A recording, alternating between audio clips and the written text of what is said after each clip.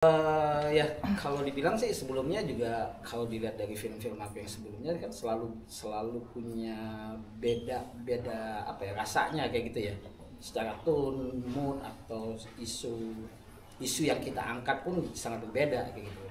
Nah jadi kalau yang kali ini aku melihat begitu banyaknya isu-isu yang dekat dengan masyarakat, bukan mitos, tapi ada sisi-sisi lain seperti sosial, seperti ekonomi, politik, kayak gitu tuh, family, gitu yang akan masuk ke dalam story-nya, gitu. Jadi basic dari inilah yang menjadi teror horor itu sendiri, kayak gitu. Tapi dengan output yang ada secara kita desain ada thrillernya, kayak gitu. Jadi makanya secara yang kali ini aku belum pernah bikin psychological horror kayak gitu. Nah jadi sehingga itu yang menjadi poin aku setuju ambil proyek ini. Kalau misalnya yang gaya-gaya kayak kuntilanak atau apa, aku udah sering kayak gitu kan. Gitu. Jadi kita mencoba memberi warna baru di film kita.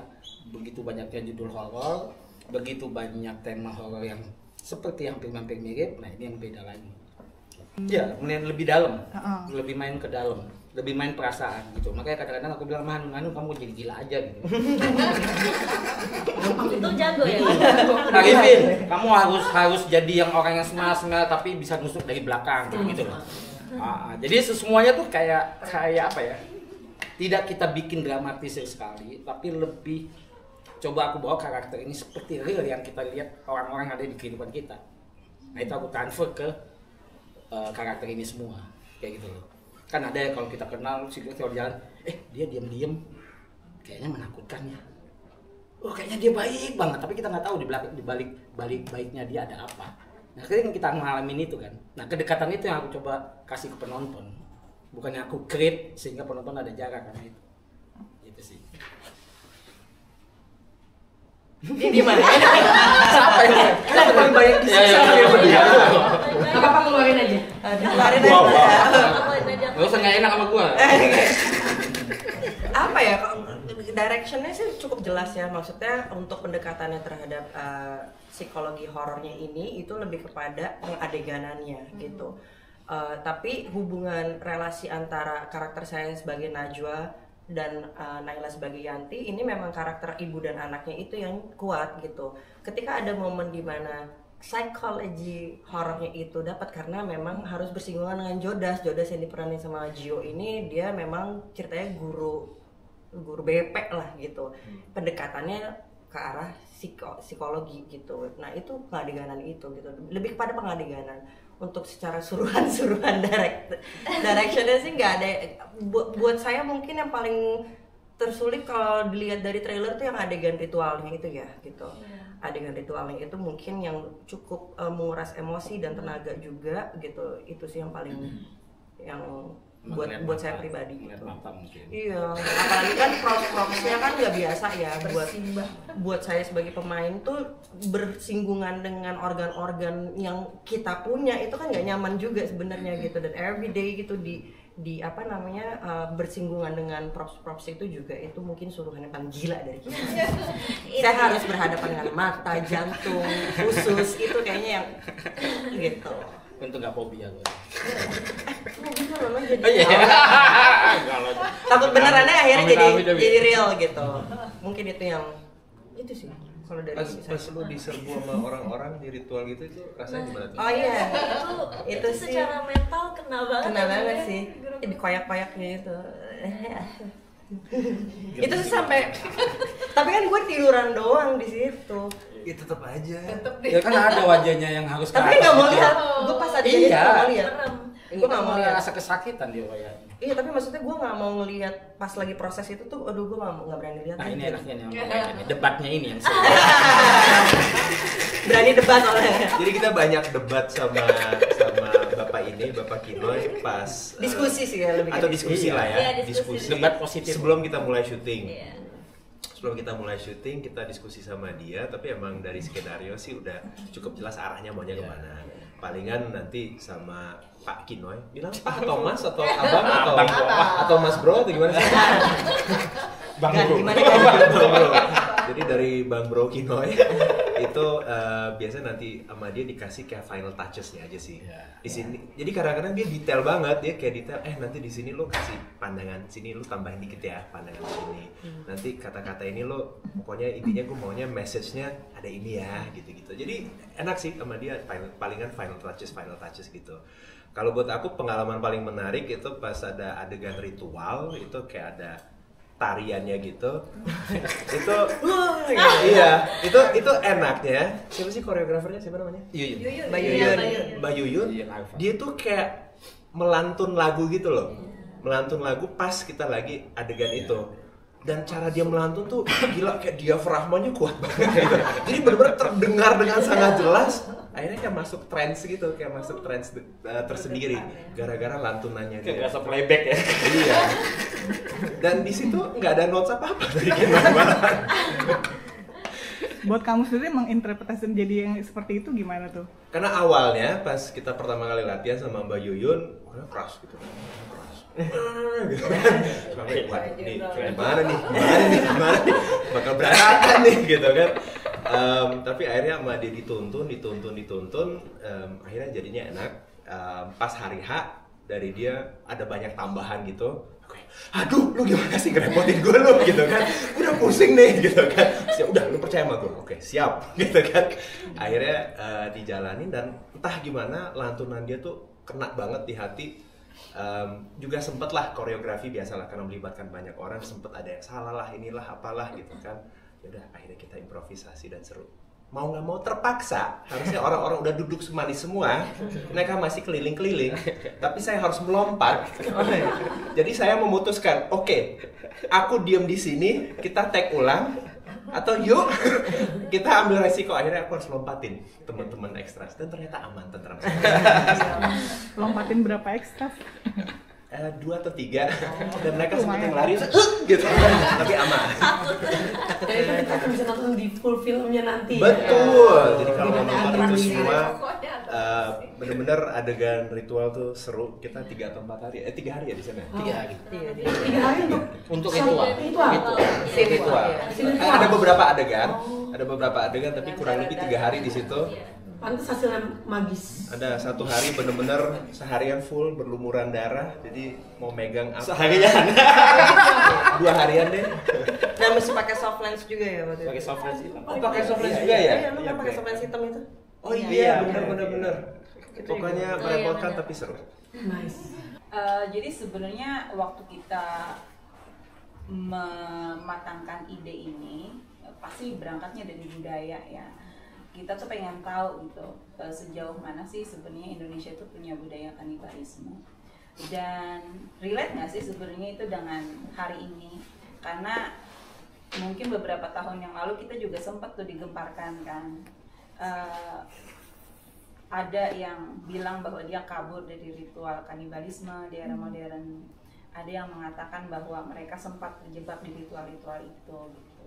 Jadi kita pikir bahwa kemungkinan besar mereka tuh masih ada dan mempraktikkan itu. Akarnya itu dari mana? Nah, kami mulailah riset. Nah, akarnya itu jauh dimulai dari suku-suku terdahulu. Ada yang mempraktekannya sebagai bentuk penetrasi power, seperti serangan terhadap suku lain. Kalau satu suku itu memenangkan peperangan, mereka akan memakan musuh mereka dan mendeklarasikan itu sebagai penetrasi power gitu, bahwa suku kami mampu menguasai suku yang lain. Jauh sebelum itu juga kita riset mengenai bahwa memang ada sekte-sekte atau ritual zaman dulu yang kami rasa prakteknya masih sama seperti sekarang, ditumbalkan untuk memperoleh kejayaan atau kekayaan.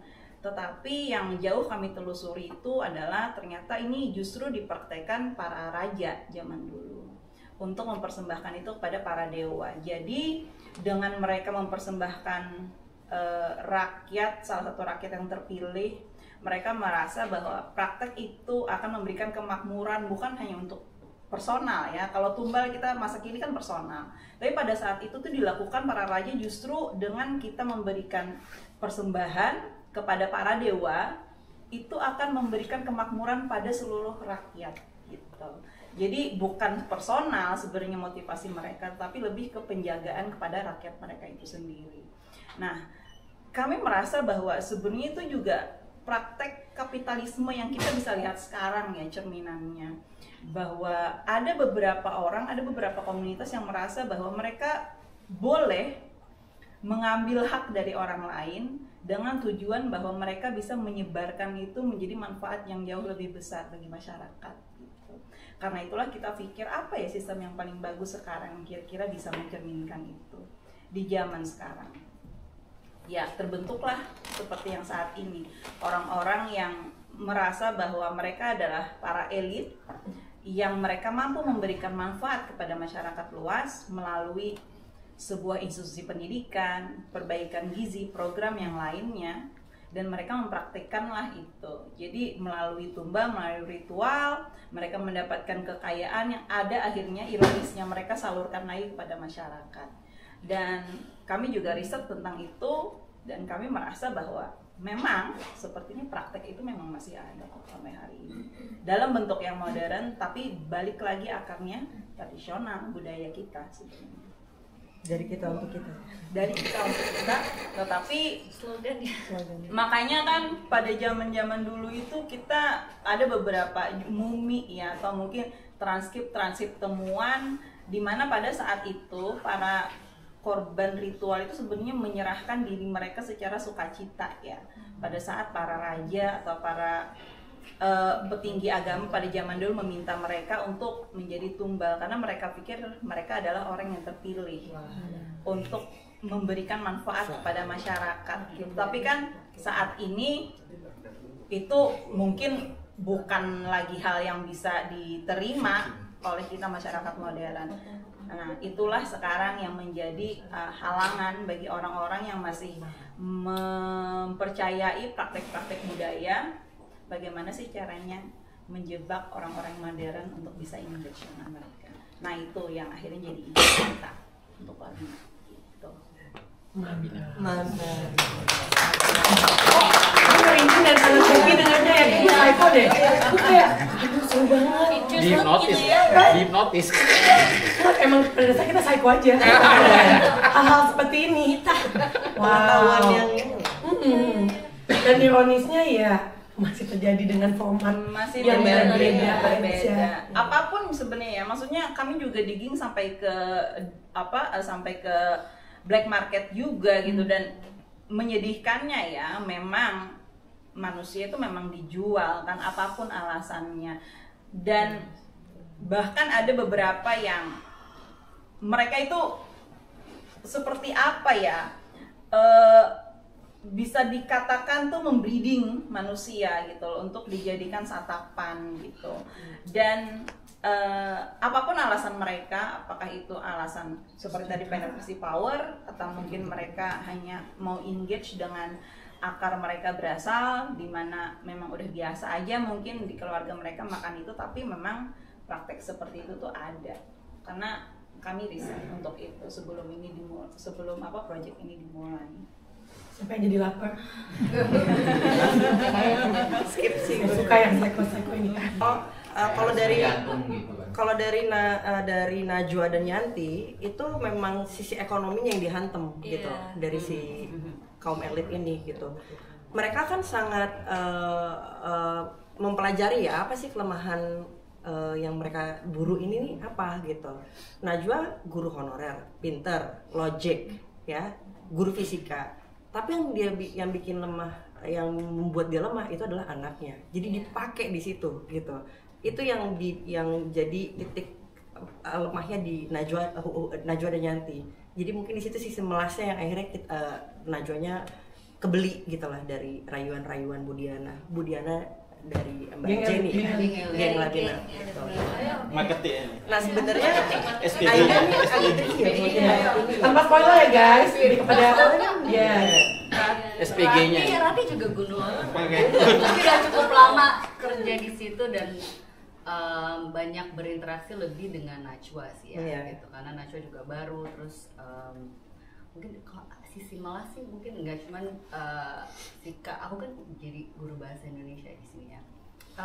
Lebih kayak memperlihatkan aja, introducing what this institution is about gitu kan, gimana sih sistem kerja di sini gitu. Tapi ya begitulah, dengan kayak jadi akhirnya kita jadi BFF ya. Iya, Najwa tuh very inspiring untuk Rati gitu. Jadi juga Rati akhirnya juga mau bertahan di situ. Kayaknya lebih kayak kalau tadi berburu dan memburu, lebih ke bagaimana bisa bertahan. Iya, Mas. Mungkin Naila juga bisa nambahin tanpa spoiler ya. Tanpa ending. Iya, saya paling mau nambahin Ibu sih, kayak yang tadi Ibu bilang kan, kalau emang ya secara ekonomi gitu. Cuman emang kalau di sini kan dari awal tuh Yanti emang punya keinginan yang besar banget. Salah satunya tuh buat sekolah di kota gitu keinginannya. Terus kebetulan para kaum elit ini menjual itu. Jadi Yanti rasa ini adalah kesempatan yang bagus buat dia, makanya sampai bisa untuk mengajak ibunya, ayo bu, sampai akhirnya kita bisa pindah dan mulai terjerumus ke dalam sana gitu. Banyak sekali simbol-simbol, tidak hanya cuman jump scare or just horror, but harus diperhatikan ya. Kembali ke konteks bahwa manusia itu pengen survive kan, mau sampai kapanpun, nggak mikirin korban atau apapun. Kalau dari tim elit? Dan oleh karena oleh karena itu saya nggak setuju dengan kata-kata menindas. Karena dari keluarga Labina, kami setuju bahwa kita tidak merasa kami menindas siapa-siapa. Kami justru memberikan kesempatan emas dari yayasan Pak Yukma. Jangan digarisbawahi ya, bukan menindas. Kan tadi ngomong soal survival, kita juga survival.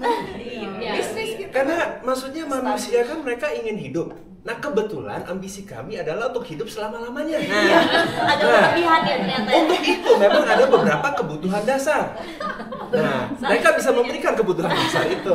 Tapi untuk itu kita bukannya cuma ngambil aja ya. Kita juga ngasih kehidupan enak, ngasih pekerjaan enak, makanan enak, fasilitas ya. apa segala semua dikasih. Kayak familiar ya? Iya.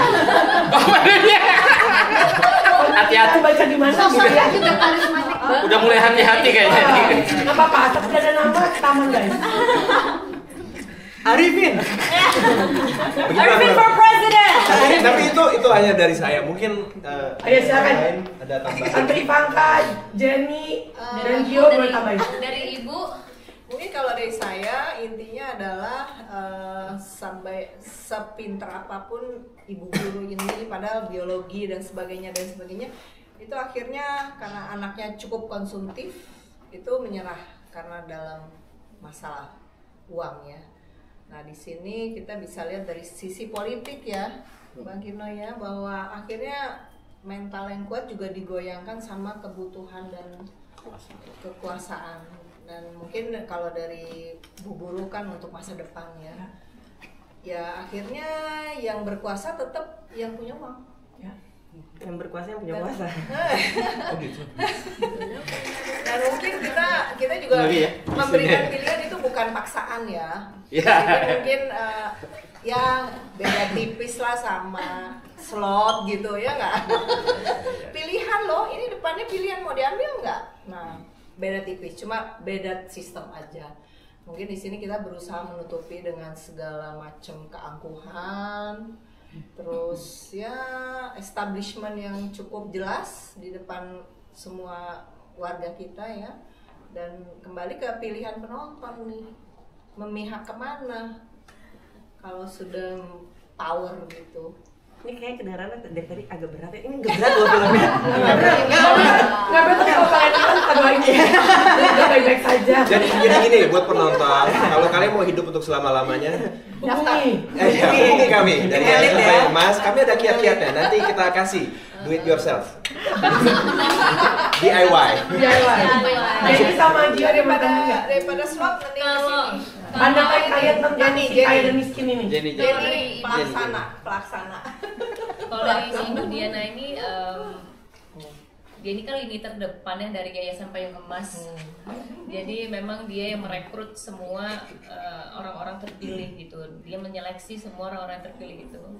Nah di sini kita melihat bahwasannya di kehidupan sosial kita juga banyak yang terpengaruh, yang sangat gampang terpengaruh dengan bujukan-bujukan yang manis di depan, yang ujungnya kita nggak tahu jadi apa gitu.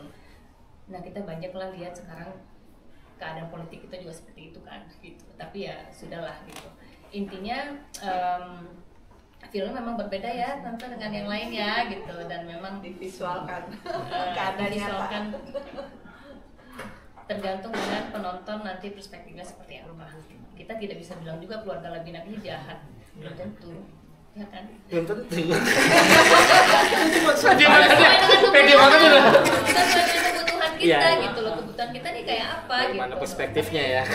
Banyak yang dipelajari sih dengan nonton ini, bukan cuma sisi horor ya, tapi penyampaiannya banyak. Coba Jadi Ibu, bisa dirasakan. banyak yang dipelajari, banyak yang bisa direfleksikan. Iya. Paling juga pengaruh instingtual, karena kan kalau misalnya dari perananku Jodas itu dia adalah sebagai eksekutor dan yang pergi ke lapangan dan menjaga semua kestabilan ini. Sebenarnya approach-nya juga dari pendekatan personal. The question is there is a little bit of something dalam sisi kemanusiaan kita yang predictable kan.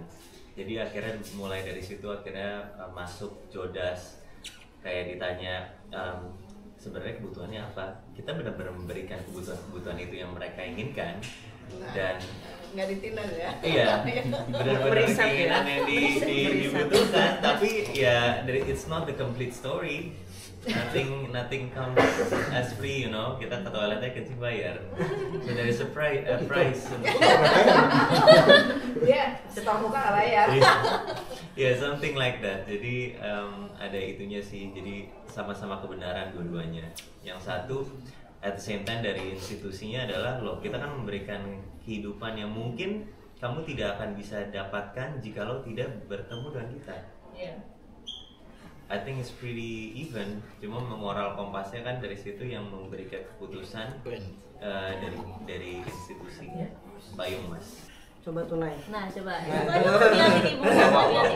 Wow. Ya itu sebuah benefit juga ya, karena udah pernah kerja bareng, jadi apalagi di sini kan perannya sebagai ibu dan anak, jadi nggak susah buat break the boundaries gitu untuk menjadi ibu anak ini. Untuk riset lebih ke sebenarnya skenario juga udah kuat ya gitu, jadi kita tinggal eksekusi aja gitu, bahwa segala macam logik juga udah ditumpahkan di situ dengan deskripsinya. Jadi memang istilahnya tuh kita memvisualkan dengan rasa juga gitu. Jadi riset tentang, kalau saya sih lebih ke gurunya ya, guru logik fisika berhantaman berbenturan dengan sesuatu yang mistis gitu, mungkin yang menarik gitu dari sisi karakternya Najwa. Tapi di situ ada payoff-nya gitu, di film ini dijelaskan tentang ketuhanannya juga gitu. Jadi risetnya saya sejauh, karena udah disiapin dari skripnya, jadi ya udah gitu, emang udah jelas semuanya gitu. Coba Naila dijawab dong Naila. Iya betul, sama. Kalau sama ibu kebetulan itu sih, itu juga jadi salah satu benefitnya ya, karena sebelumnya udah pernah bareng sama ibu. Walaupun sebenarnya bisa. Dia manggilnya tetap ibu loh. Iya, sampai nggak bisa sih aku bakal tetap manggil ibu sih. Iya, asal ibu. Kayaknya proses bonding kita nggak terlalu lama ya Bu. Enggak sih, ya aku jadi terbawa Gen Z loh. Tapi kalian chemistry-nya sih gokil sih. Perempuan ya? Punya lain lagi ya. Punya anak perempuan. Biro jodoh ya. Anjay. Biro jodoh. Ya jadi emang nggak terlalu lama. Kalau untuk risetnya sih ya sama, karena naskahnya emang udah solid banget, jadi nggak terlalu banyak. Paling itu sih lebih ke karakternya, lebih mencari karakter Yanti ini sebenarnya kayak gimana. Paling kalau misalnya ada yang di-adjust untuk naskah, itu paling kayak dialog-dialog kayak Yanti bakal ngomong ini nggak ya gitu, paling itu sih yang di-adjust. Tapi secara, kalau misalnya riset secara keseluruhan, itu udah dalam naskah udah ada semua yang udah jelas semua sih. Ya mungkin kemarin dari awal juga emang ada ini ya, waktu pas kita berjalan syuting gitu ya, Alfi ya di sini kan pendesain posternya gitu. Yeah. Nah dia selalu, kalau dia kan selalu gitu tuh, udah WA atau apa gitu kan. Nah aku selalu mengirim apa namanya tuh? Referensinya dari foto-foto still image yang kita udah shoot kayak gitu kan. Nah ternyata memang dia menangkap poinnya bahwa survive tadi itu, bahwa kita kalau lapar kita nggak akan survive kayak gitu loh. Nah mungkin itu yang ditangkap Alfi sebagai pendesain poster, nah sehingga dia menawarkan beberapa option. Akhirnya ada 2 yang kita pilih kayak gitu ya, bersama Pak Dilip tentunya pemutus ininya. Dan produser. Iya produsernya. Terus ya udah akhirnya 2 ini sangat realistis sekali untuk kita sampaikan ke penonton kayak gitu, calon penontonnya ya kayak gitu, bahwa ini ada horor loh yang bukan hanya menakuti penontonnya juga, tapi mungkin bisa menyentuh psikis penonton kayak gitu. Nah ini yang menjadi tawaran baru gitu loh dari kita. Mungkin sedikit saya mau tambahin juga gitu ya. Ini kan ibu anak ceritanya. Jadi seberapa jauh ibunya tuh juga relasinya. Ibu ini bisa melindungi anaknya gitu. Dengan posenya, dengan ribuan pengorbanan ya. Dari luar kita nggak pernah bisa handle apapun yang dari luar. Itu tangan-tangannya yang direpresent dari tangan-tangannya. Ibunya mencoba untuk melindungi apa yang dia punya dari dalam gitu.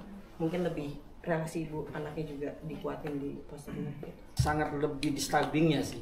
Jadi sangat benar mereka sangat menikmatin apa yang mungkin orang melihat itu jijik gitu.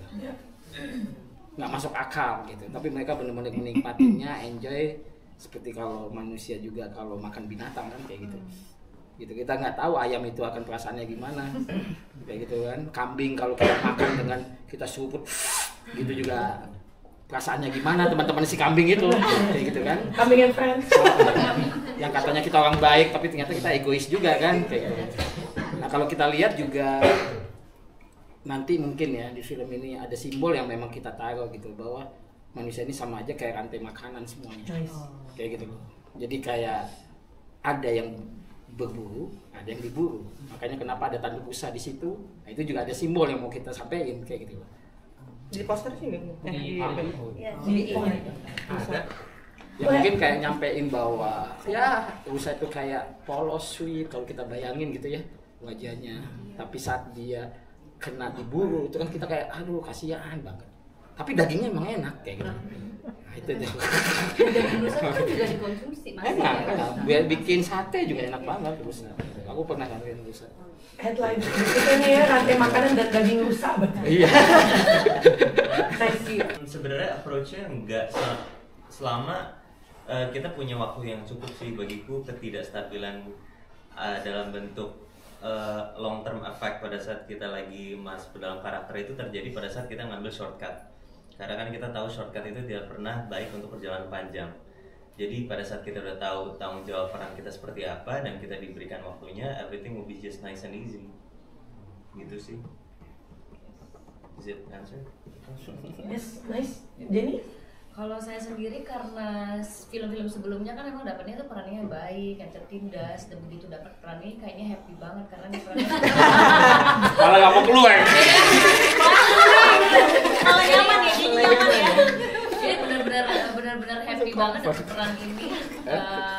Tapi kalau untuk misalnya sampai ke bawah, sampai ke rumah atau jadi something yang negatif tuh sih enggak ya, karena balik lagi aktor tuh memang punya benteng sih ya untuk membentengi diri, dalam arti ya udah selesai itu ya udah selesai di set udah gitu, jangan dibawa pulang. Kalau mau dibawa pulang kayaknya rada serem ya gitu, nanti gitu deh kayaknya enggak sih.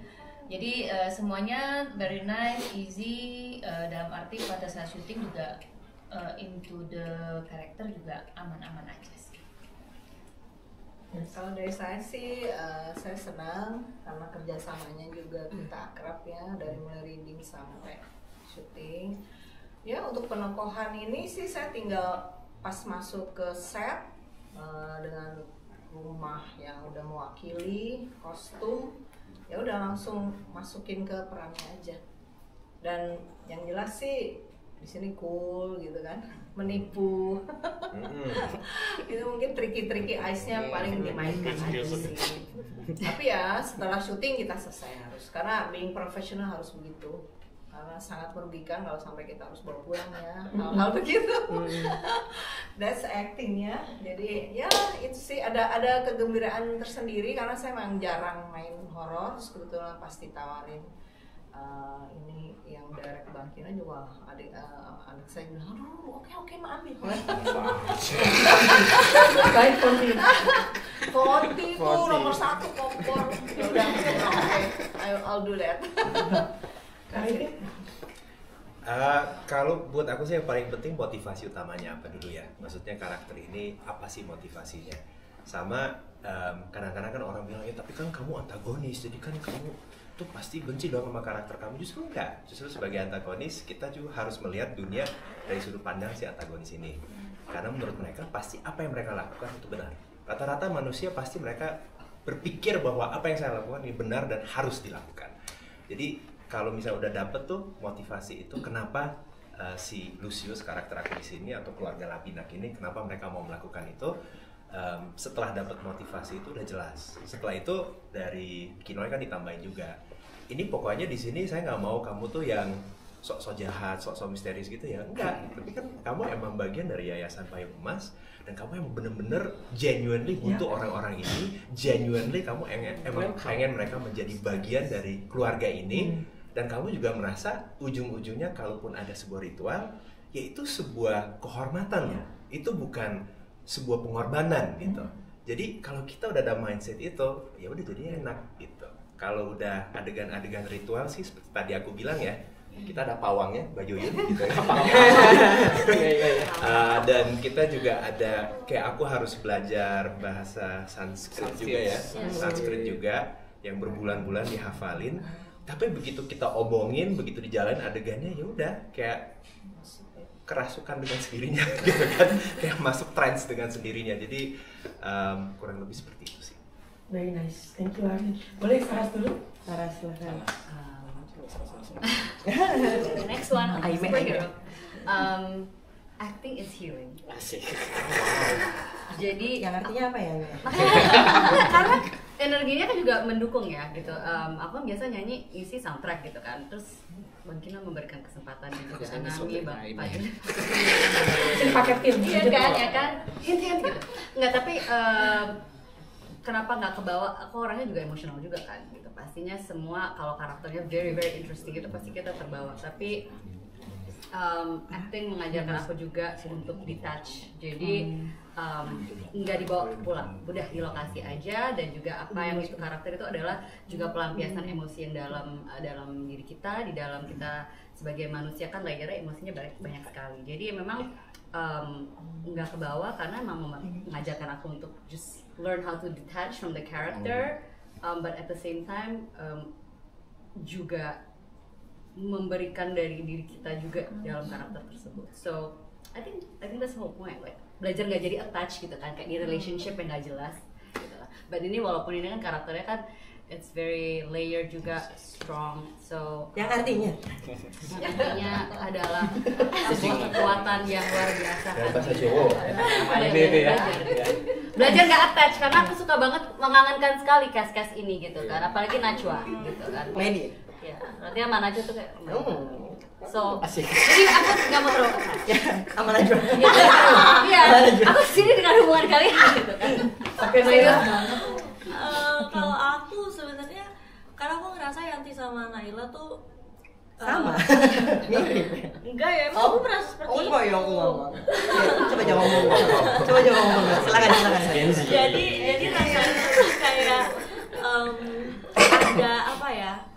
Aku selalu membuat kayak pintu antara Naila dan Yanti. Jadi kalau misalnya udah pakai kostumnya Yanti tuh rasanya ya udah jadi Yanti gitu. Makanya waktu udah selesai ya akan kembali lagi seperti Naila sih. Jadi emang perasaan itu cuman mungkin yang ketinggalan rasa sayang sama ibunya kali ya. Terus sampai sekarang.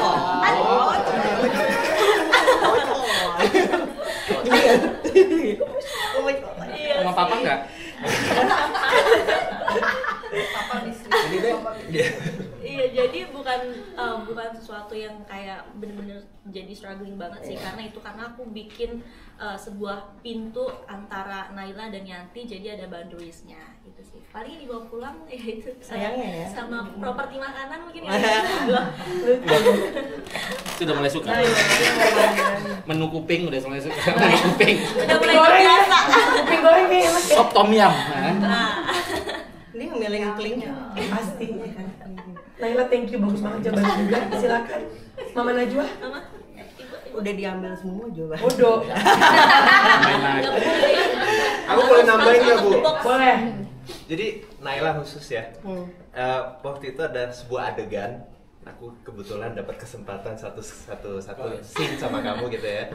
Dan itu dia mainin adegannya gitu kan. Terus tiba-tiba dari Kinoy datang, Yanti, sini aku butuh kamu lebih intens ya. Pokoknya bayangin ini terus dibisikin apa gitu ya.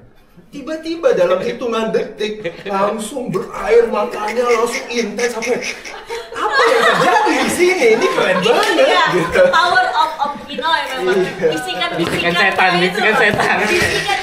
Gila. Itu aku benar-benar amazed di adegan itu. Aku yang kayak sempet yang kayak keluar gitu yang ini apa ya? Aku jadi penonton nih, seru banget. Coba-coba ngobrol lagi gitu. Noi bisikin gue juga. Manipulatif yang terbaik. Manipulatif yang terbaik. Luar biasa. Kuncinya udah megang. Kuncinya bisikan. Nanti ada lagi bisikan Pak Kinoy. Banyak ini clickbaitnya guys. Jadi judul. Betul. Tapi gue gak pernah dibisikin, gue diteriakin doang. Lucius, tambahin lagi. Naik lagi gitu ya. Makin tambah penasaran nggak nonton? Seru banget ya. Penasaran ya. Ayo silakan Kakak Najwa.